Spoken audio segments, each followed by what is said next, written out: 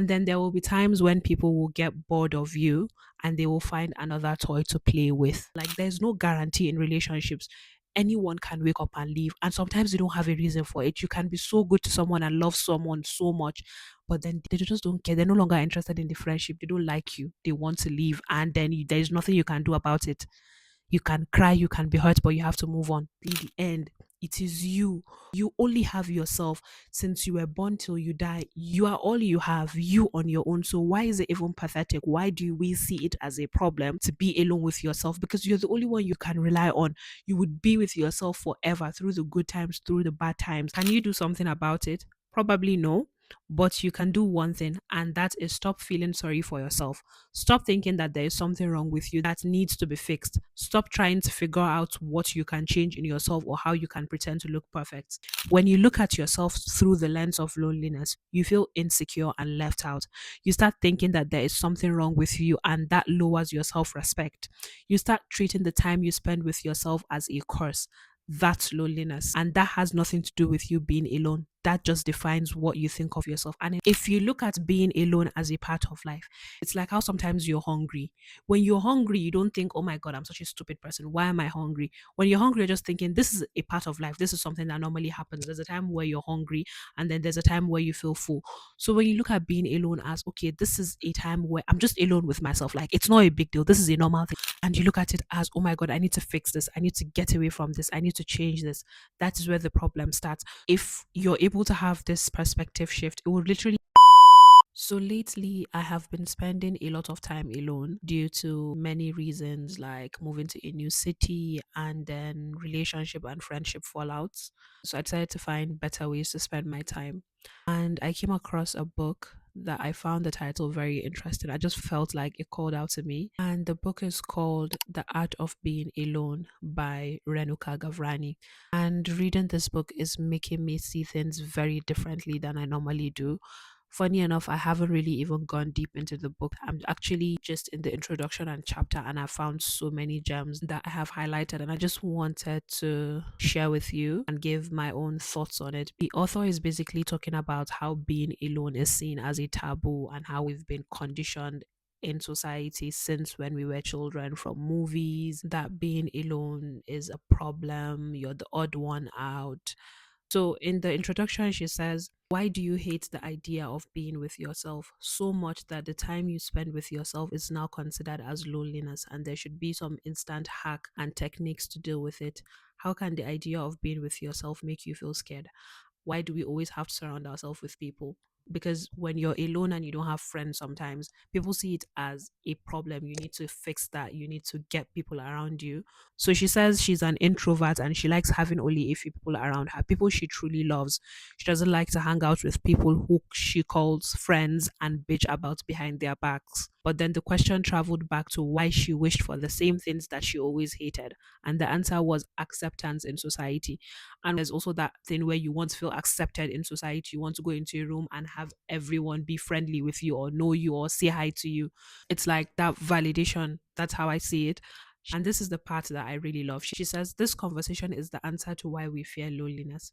The fear of loneliness was injected into our minds since we were kids.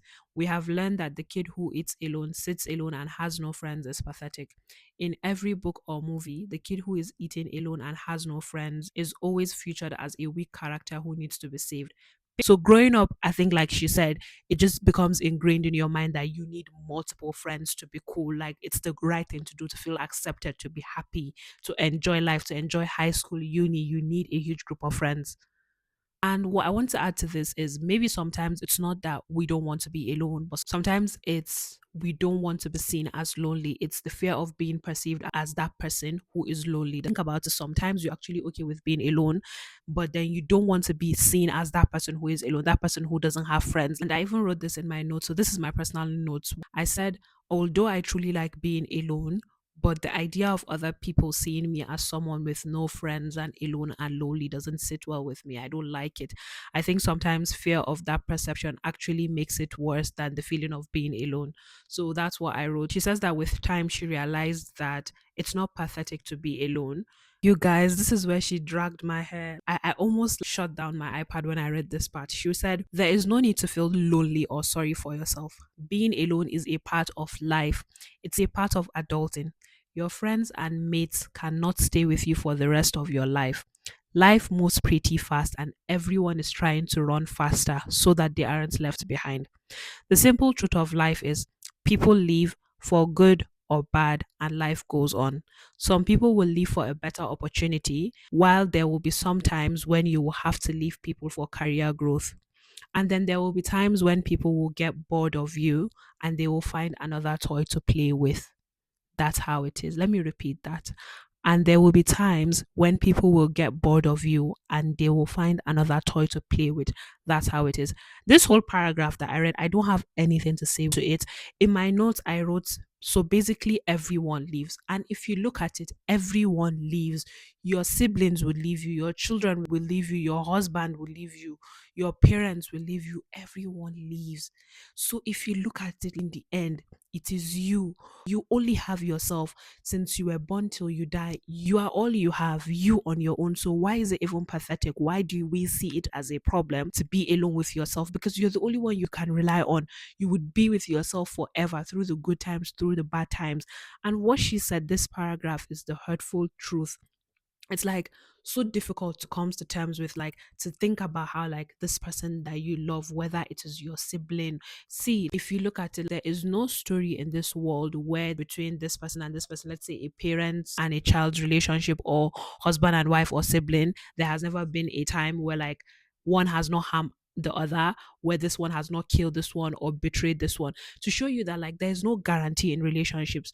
Anyone can wake up and leave, and sometimes you don't have a reason for it. You can be so good to someone and love someone so much, but then they just don't care. They're no longer interested in the friendship. They don't like you, they want to leave, and then there's nothing you can do about it. You can cry, you can be hurt, but you have to move on. And like she said, sometimes it would be for good reasons and sometimes it would be for bad reasons, that I am still finding it hard to, like, comprehend. Not, she really said that sometimes people will get bored of you and they will find another toy to play with. That's how it is. Like, oh God, I really, I don't know. I just love that sentence because it's so brutal and so truthful. Moving on, the queen adds, she says, because I feel like she's a queen at this point. Just love the book. So she says, can you do something about it? Probably no, but you can do one thing, and that is stop feeling sorry for yourself. Stop thinking that there is something wrong with you that needs to be fixed. Stop trying to figure out what you can change in yourself or how you can pretend to look perfect. And look at it. Okay, sometimes when we're alone, we start to compare ourselves with other people. Oh, maybe like that person has more friends or more people because they look prettier or they act a certain way or they dress a certain way. That's when sometimes you see people pick up hobbies that they don't even like or do things that they don't like just so that people would like them. And sometimes it's understandable to want to build new friendships or meet new people or have new hobbies, but it shouldn't be from a place where you think there's something wrong with you and you're a bad person and you need to change yourself as a person. It shouldn't come from a place of hate and insecurity that you go and adopt certain characteristics and behaviors and hobbies just so that people would like you. So basically, stop thinking that there's something wrong with you that needs to be fixed. Like, there's nothing wrong with you.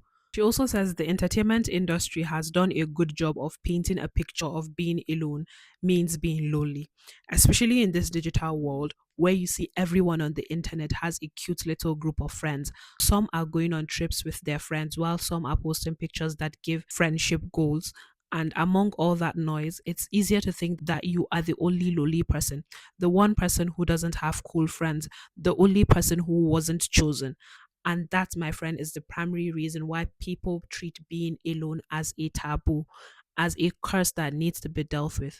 But the truth is, all of this is just a pretty picture sold to you. Hence, the first myth that you need to unlearn is to stop believing that you are lonely just because you are alone. And I know that it might sound cliche, but being alone and being lonely are two different things. This is the biggest takeaway I took from this book. So apparently, being alone and being lonely are two different things. She says being alone is a part of life, but being lonely means viewing yourself from the lens of sympathy and misery. When you look at yourself through the lens of loneliness, you feel insecure and left out. You start thinking that there is something wrong with you, and that lowers your self respect. You start treating the time you spend with yourself as a curse.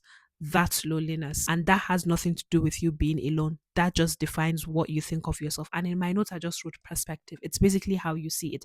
Because look at it this way. If you look at being alone as a part of life, it's like how sometimes you're hungry. When you're hungry, you don't think, oh my God, I'm such a stupid person. Why am I hungry? When you're hungry, you're just thinking, this is a part of life. This is something that normally happens. There's a time where you're hungry, and then there's a time where you feel full.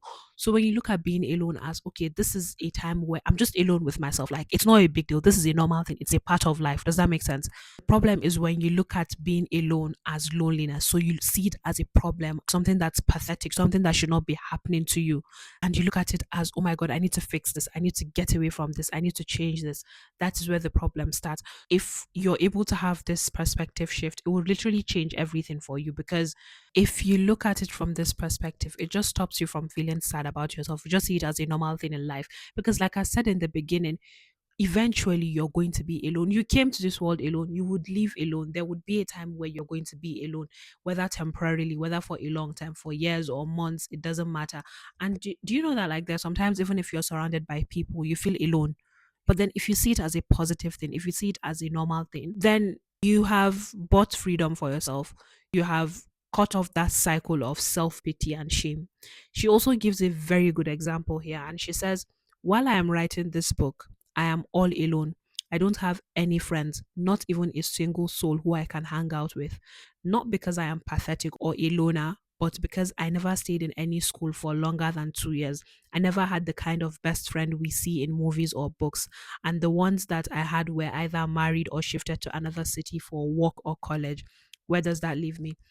So basically, this author is practically explaining to us that she doesn't have any friends, not because she is a bad person, but because her circumstances warranted that. And I applied that to my life. So when I was doing my master's in Bristol, when I came to the UK, I had a lot of friends, but some of them you won't even call it friends. So some of them I do consider friends because we have even built an amazing relationship after the masters, but some were acquaintances. It was positioning, it was circumstance. I was doing my masters, I was in a class where I would meet people, and the people were friendly.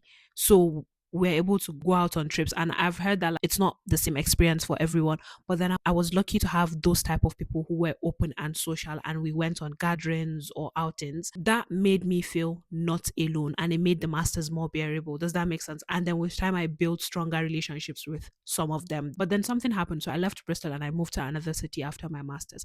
And then I just started to feel this shift. I started feeling alone and lonely.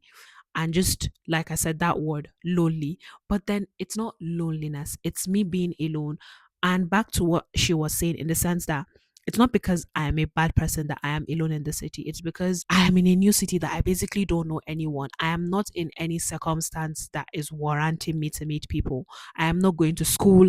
I don't have a job. Most especially when I was reading this book, I did not have a job then. That was why it was hitting so hard to in my mind, because I'm like, why am I feeling like I am the problem here? You are not the problem here. I am not going to work. I'm not going anywhere. I'm always at home. Even if, look at, even if you go to a cafe or a bar, what are the chances that you're going to make friends there? Or you go to a park, you might have like a few casual small talk conversations with people, but then you're not going to build friendships there. You're not going to have a best friend from just going outside or going to a cafe or a restaurant. You get what I mean? So why are you blaming it on yourself that you are the problem? It's just your circumstances. It's basically how she explained it. She gave reasons. She moved city. Her friends were married. She never stayed in one place for a long time. So it would be unfair on myself to look at it like a bad thing that, okay, I was in Bristol, I had friends, and then now I'm here and I don't have any friends. I'm just being unfair to myself. Does that make sense? Because I would be comparing circumstances that don't even make sense. So it's like, really look at your situation and be honest with yourself. Is this really your fault? Do you have any control over it? And even if you have, like, there's always a reason. It might be that maybe people around you are toxic. So you should love yourself more than to want to surround yourself with people who are going to drain you. You get what I mean? So it's not like you're a bad person just because you don't have friends. It could be people in your class are not social. How is that your fault? So if we frame it to, okay, this is the circumstance. So now I'm framing mine to, I am alone now because I have moved to a new city and I am not going to work.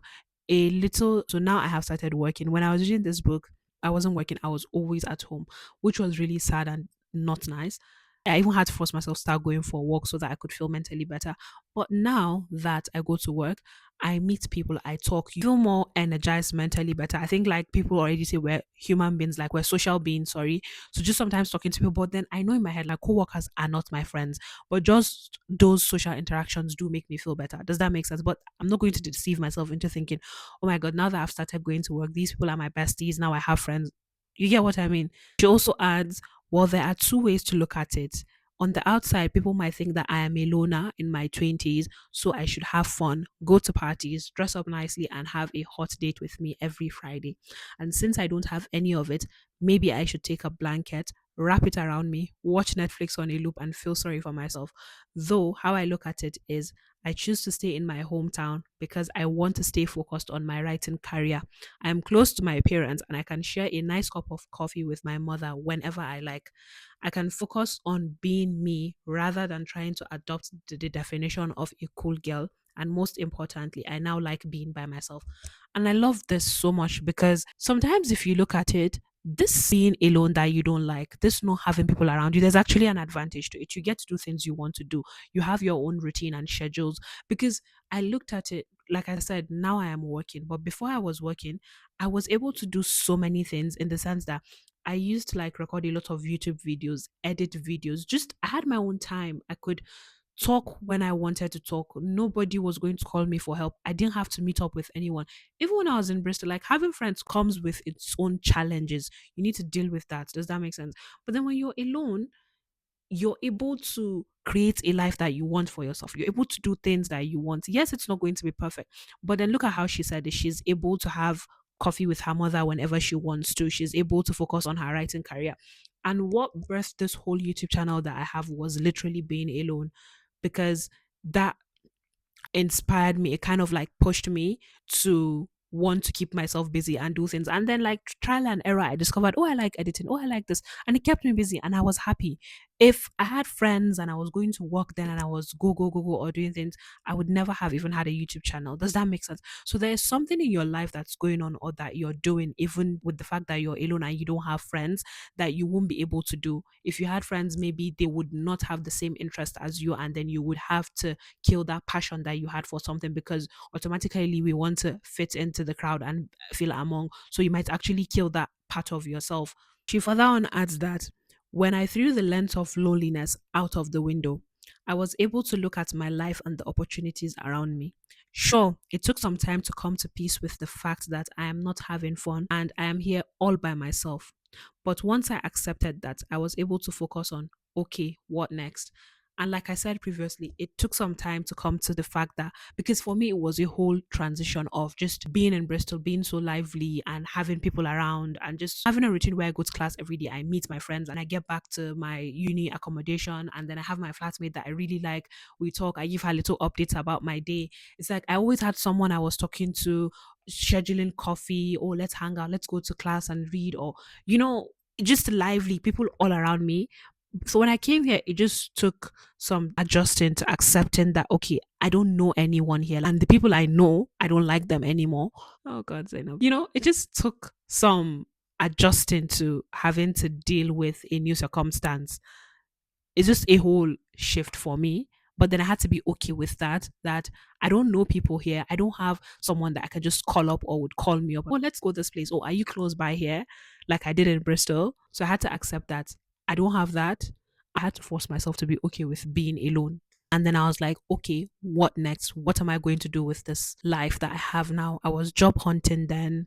I was heartbroken and crying over relationships and friendships. I was going through a whole lot of stuff. I was basically multitasking, crying and being sad one day, creating YouTube videos, editing, job hunting, a whole lot of things, just finding something. Then I started to get back on my health weight loss journey, started eating healthy, going for walks, just finding something. Like I found ways to force myself to kind of start loving the city. I realized that, oh, there's actually like they have a good countryside. There's this place that I have never seen, there's this walkway that I have never followed. Oh, this is nice. They have this, they have that. I just had to create a life. And I am still doing that now. It's not like I'm done. I like saying it too many times now, feel sad. But then I'm not saying it in a sad way, but I'm saying it in a way that, like, this is something that I have come to terms with and I have accepted as this is the reality. And for me, for now, I have created things around my life that genuinely make me happy. I have created routines and little things, whether it's buying things for myself or getting things or doing things. Oh my God, there was a time I even took up painting. I started painting. Like, I used to do that almost 10 or 15 years ago. I didn't do it then out of just that sadness and loneliness and heartbreak and so many things. I took up a hobby that I forgot about. I forgot how much I loved painting. So it's finding things that you truly enjoy that make you happy. She even gives examples here. She says, I don't wait for weekends to have fun with friends. I look forward to every day, enjoying one more thing, having more new experiences, reading one more book that I always wanted, exploring the unexplored areas of my city, and doing whatever I always wanted to, all by myself. In a world where being alone is considered a curse, you should get up and use it to your advantage. And this is which said everything I said in such a beautiful, concise way. It's like for me, every day I find something to love about my life, something to find interesting, whether it's on my way to work, something new to learn about this city, just creating a life that you enjoy one at a time, that makes you happy. Don't wait to do it with friends. Don't wait to find someone to do it with. Do it with yourself. Create it for yourself. And truly, you guys, if you look at it, like, there are advantages to being on your own. You get to learn more about yourself and do things that you want to do. There is a certain limitation to your freedom of expression when you have a lot of people around you, even if it's just one person.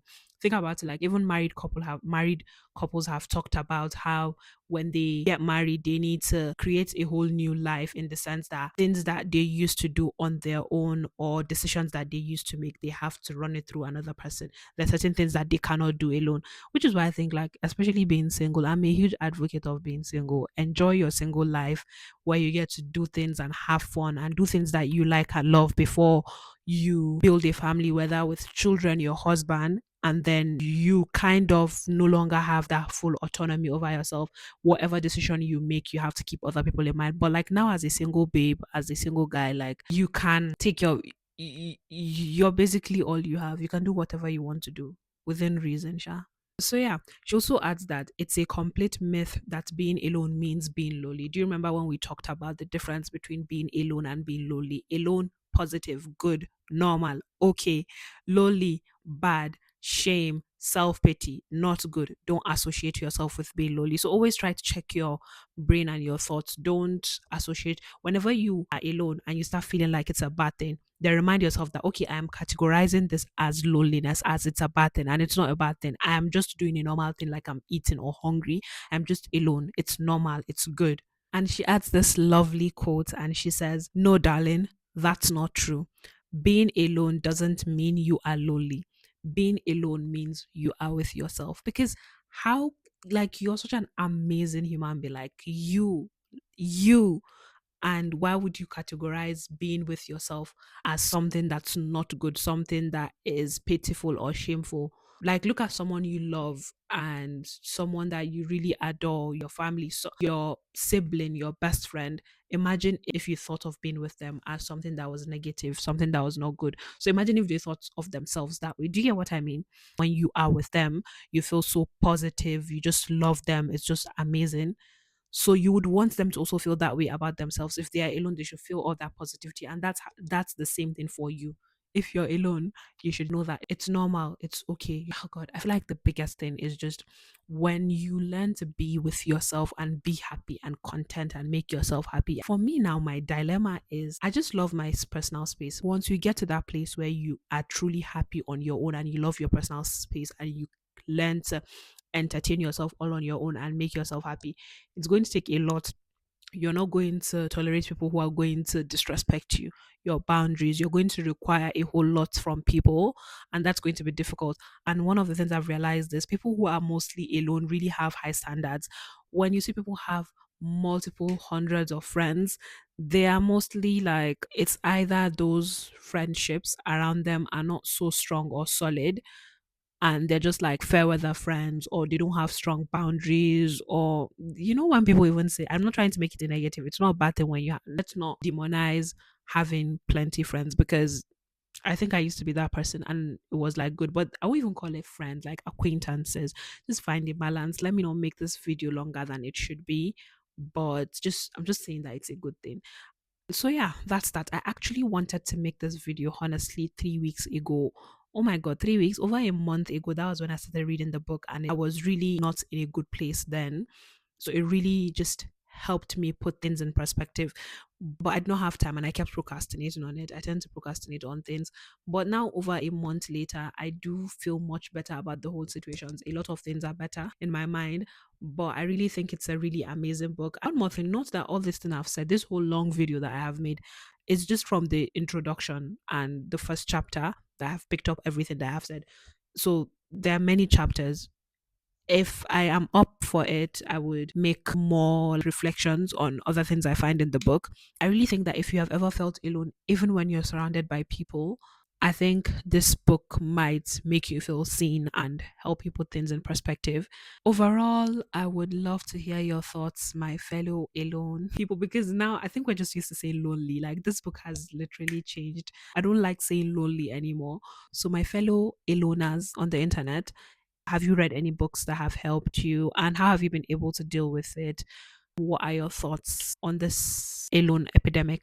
Just let me know in the comment section. If you want more videos like this, please let me know. Also, let me know how I can improve on these videos, because but one of the reasons why I didn't want to say this, but one of the reasons why I kept procrastinating on talking about this, because I did want to make a book review, but then I was feeling a bit insecure because I didn't want to be a whole book review, and I wanted to relay the information and explain it in a maybe structured and concise manner. I was comparing myself to people who do book reviews. I think I did reduce the pressure on myself when I told myself that this is not a book review. It's like kind of a reflection from what I'm getting from the book. But then I still put a lot of pressure on myself because I'm like, oh, I need to say it a certain way. I hope you guys are able to understand what I'm trying to say, since it's off the top of my head and I'm trying to relay multiple information. You get what I mean? So if there's any way you think I can improve these book reflections, please let me know, because I plan on making more. It's also helping me when I'm reading books to digest information better. So please don't forget to like, share, and subscribe. Bye.